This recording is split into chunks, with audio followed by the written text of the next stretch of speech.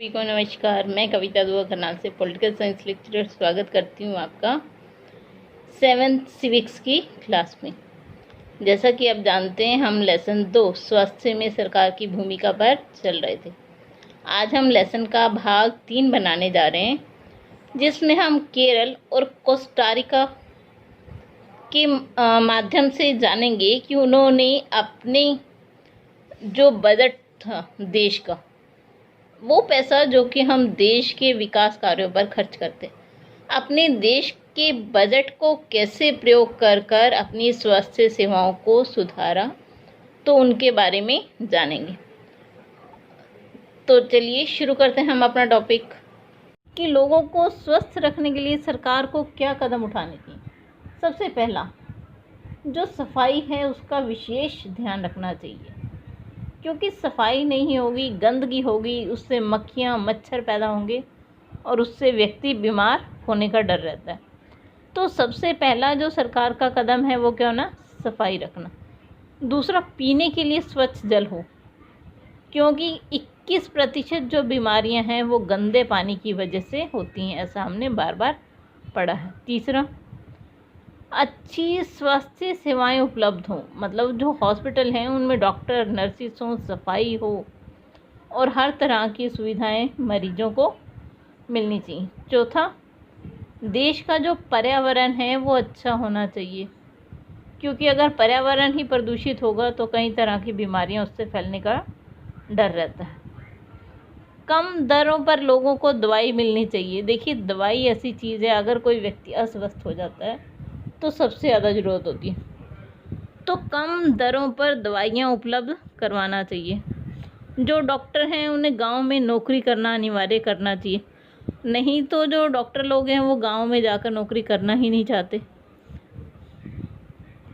इसके अलावा सभी को अच्छा भोजन मिलना चाहिए, क्योंकि कुपोषण भी कई तरह की बीमारियों को जन्म देता है। तो ये कदम सरकार को उठाने चाहिए, ये ध्यान में रखने चाहिए, ताकि हमारे देश में जो बीमारी है वो कम हो सके। देखिए, आप इस तस्वीर को देखिए और क्या बता सकते हैं ये क्या है। ये सरकार द्वारा सस्ती दर पर दवाइयाँ उपलब्ध कराने के लिए चलाई गई एक योजना है, जन औषधि, जिसे हम कहते हैं दाम कम और दवाई उत्तम, मतलब जेनरिक दवाइयों की दुकान खोली गई है, जिस पे कि आपको दवाइयाँ सस्ते दर पर उपलब्ध हो जाती हैं। चलिए, अब हम 2 अनुभव देखते हैं। सबसे पहले केरल का अनुभव देखते हैं। देखिए, केरल का अनुभव देख रहे हैं। 1966 में केरल सरकार ने राज्य में कुछ महत्वपूर्ण परिवर्तन किए। पूरे राज्य के बजट का 40% पंचायतों को दे दिया और पंचायतें उसे आवश्यकता के अनुसार योजना बनाकर पूर्ति कर सकती थी, जैसे पीने का पानी, भोजन, औरतों के विकास और शिक्षा के लिए व्यवस्था करना, स्कूलों आंगनवाड़ियों के काम सुनिश्चित करना, गांव की विशेष समस्याओं की ओर ध्यान देना, किसी और अन्य सुधार की आवश्यकता है तो वो करना। तो देखिए, इसका सबसे बड़ा फ़ायदा क्या मिला हमारे देश को, क्या आप बता सकते हैं कि केरल में ये जो योजना शुरू की गई तो इसका क्या लाभ मिला होगा।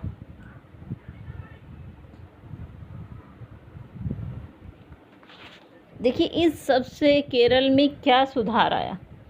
वहाँ की जो साक्षरता दर है पूरे देश में आज सबसे अधिक है, केरल की साक्षरता दर। दूसरी, जो शिशु मृत्यु दर है वो सबसे कम है। जीवन प्रत्याशा वहाँ के लोगों में सबसे अधिक है। तो केरल को इस कार्यक्रम को चलाने का ये लाभ मिला है।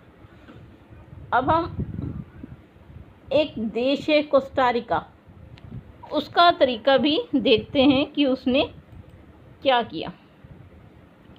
देखिए, कोस्टारिका मध्य अमेरिका का एक देश है, सबसे स्वस्थ देश माना जाता है। इसका मुख्य कारण उनके संविधान में निहित है। इन्होंने निर्णय लिया कि वो अपने देश में सेना नहीं रखेंगे। जो सेना पर खर्च होता था उसे वो देश के लोगों की शिक्षा, स्वास्थ्य और अन्य ज़रूरत जैसे कि भोजन, रहने का और साफ सफाई का उस पर खर्च करेंगे। तो ये जो उन्होंने कार्य किया उससे उनके देश में जो स्वास्थ्य दर है वो विश्व में सबसे अधिक है।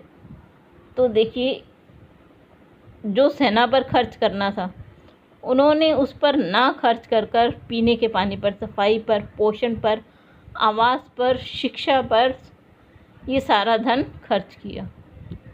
तो अब आप देखिए कि दोनों देशों में से केरल और कोस्टारिका में से किसका तरीका अधिक ठीक है। देखिए, दोनों का ही तरीका सबसे बढ़िया है। केरल में आज साक्षरता दर देखें तो पूरे भारत की सबसे ज़्यादा है। कोस्टारिका में अगर आप स्वास्थ्य देखते हैं तो विश्व में सबसे अधिक स्वस्थ व्यक्ति वहीं पर ही। चलिए, अब हमें शब्द संकलन दिए गए हैं पाठ के अंत में, वो देखते हैं। सार्वजनिक क्या होता है? सार्वजनिक शब्द का अर्थ वह सेवा या कार्य जो देश के लोगों के लिए और मुख्य रूप से सरकार द्वारा चलाई जा रही है, जैसे कि स्कूल, हॉस्पिटल, टेलीफोन आदि। लोग इन सेवाओं की मांग कर सकते हैं और संस्थाएं ठीक से काम नहीं करती तो इस पर सवाल उठा सकते हैं। अब निजी क्या है? वह कार्य या सेवा जो किसी व्यक्ति या कंपनी द्वारा अपने मुनाफे के लिए आयोजित की जाती है, वो निजी है। आप देखिए, चिकित्सा पर्यटक कौन है? वे विदेशी पर्यटक जो दूसरे देशों से हमारे देश में इलाज करने के लिए आते हैं, वो कौन है? चिकित्सा पर्यटक। आगे देखिए, संचरणीय बीमारियां। ये वे बीमारियां हैं जो एक व्यक्ति से दूसरे व्यक्ति को कई माध्यमों से लग सकती हैं, जैसे पानी, भोजन, हवा। इस समय जैसा कि आप कोविड देख रहे हैं, कोविड क्या है? संचरणीय बीमारी है। ओपीडी क्या होती है? देखिए, ये है आउट पेशेंट डिपार्टमेंट या बाहरी रोगी विभाग इसे कहा जाता है। अस्पताल के किसी विशेष वार्ड में भर्ती होने से पहले जो मरीज हैं वो ओपीडी में आते हैं। नैतिक आचार क्या है? यदि किसी व्यक्ति के व्यवहार को प्रभावित करने वाले नैतिक सिद्धांत हैं। जेनेरिक नाम क्या है? दवाइयों के रासायनिक नाम। वे दवाइयों में प्रयुक्त सामग्रियों की पहचान करने में मदद करते हैं और विश्व स्तर पर मान्यता प्राप्त है इन्हें। उदाहरण के लिए एसिटाइल सैलिसिलिक एसिड एस्प्रिन नाम का जेनेरिक नाम है। देखिए, एक दवाई है एस्प्रिन, तो उसी का ही एक जेनेरिक नाम क्या है? Acetyl salicylic acid. ठीक है जी। तो इसी के साथ हमारा ये लेसन ख़त्म हो गया। उम्मीद करती हूँ आपको लेसन बहुत अच्छे से समझ आया होगा। अगर आपको लेसन अच्छे से समझ आया है तो वीडियो को लाइक ज़रूर करें और चैनल को सब्सक्राइब ज़रूर करें। आप सभी का साथ जुड़ने के लिए बहुत बहुत धन्यवाद।